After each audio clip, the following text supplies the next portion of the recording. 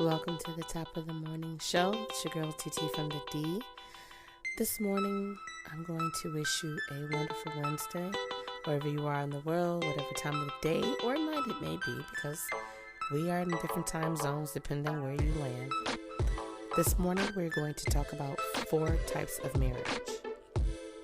There's 4 different types of marriages. I'm pretty sure there's going to be more, but these are 4 we're going to hone in on. And I want you to think about what's being said and shared and figure out which one is yours. Now, people marry for love, they marry for security, they marry for money, they marry for status. It's all different ways, right? But why do they choose to stay together? Now, let's talk about the 4 different types of marriages. Quite interesting, and I'd like to know what type you have. Let's talk about the love American style. What we look at traditional marriage, right?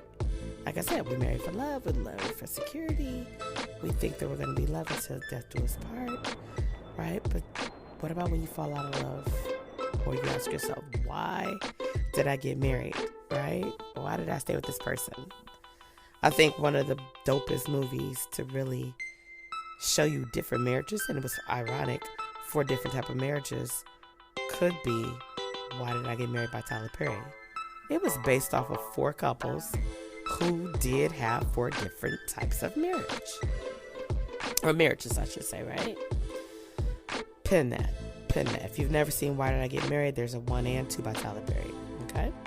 Now, this roving impulse can have you sitting there with that stigma of, people say, well, I don't want to get married because my parents were married and they got divorced, or it's like they feel that they'll walk in the shoes of their parents. But then you got someone to say, hey, I want to get married because my parents have been married 50 plus years.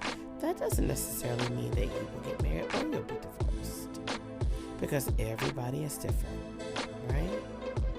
And let's be clear. It's a contract, and the legal system allows you to put that contract up there. Oh, yes. It allows you to commit to a person, whether it's good or bad or indifferent, right? The other type of marriage is work-based marriage. Not your practical marriage, right? Work-based.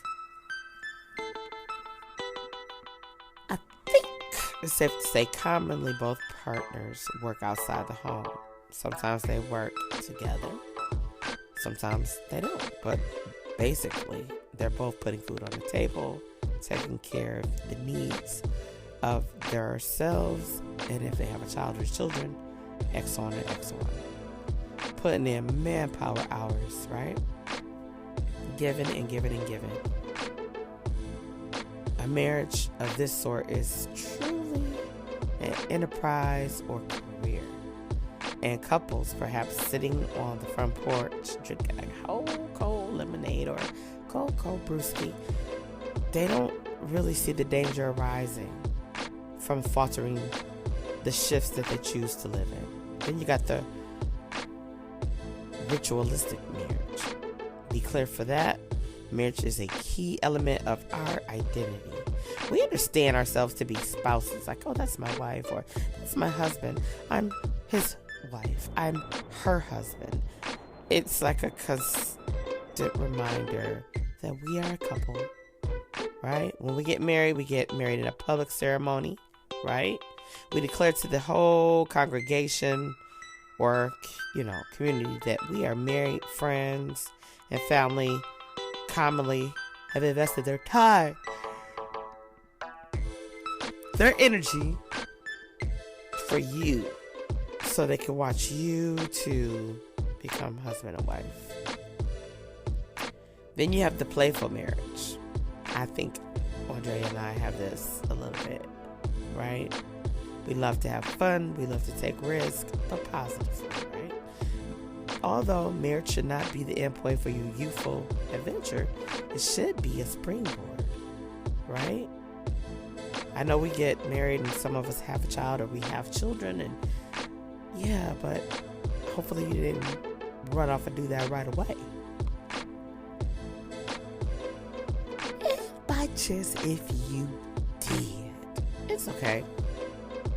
There's nothing wrong with a fun couple, right?